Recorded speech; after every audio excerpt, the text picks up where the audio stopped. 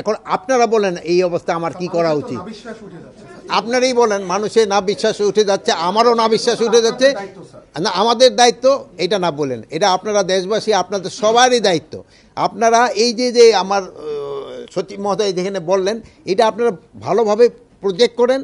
জনগণই কিন্তু তাদের এক সময় উঠাই দিবে এই রেল লাইনে থেকে।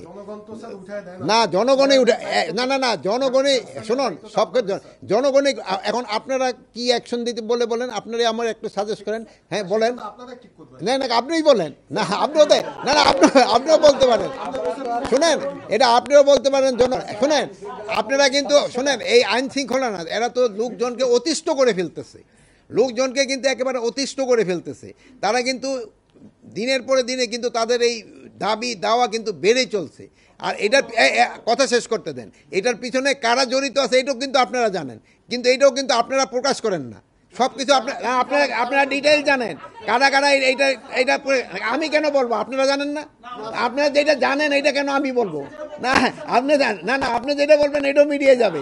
শোনেন, কথা শেষ করতে দেন। তাদের দাবি দেওয়া আছে, তারা তাদের কর্তৃপক্ষের কাছে পেশ করুক, তাদের কর্তৃপক্ষের কাছে তারা গিয়া পেশ করুক, এবং এই জনগণের যেন দুর্ভোগ না দেয়। প্লাস গতকালকে রাত্রে আপনারা দেখছেন যে আমাদের যে অনেক ভাইয়েরা, তারাও প্রায় 2টা 2:30টা পর্যন্ত কিন্তু এই যে রাস্তায়, এটাও তাদের বলতে পারে তারা প্রপার কর্তৃপক্ষের কাছে যায়, এই জন্য রাস্তাটা তারা ছেড়ে দেয়, জনগণের কেন দুর্ভোগ আর সৃষ্টি না করে। ভালো থাকে।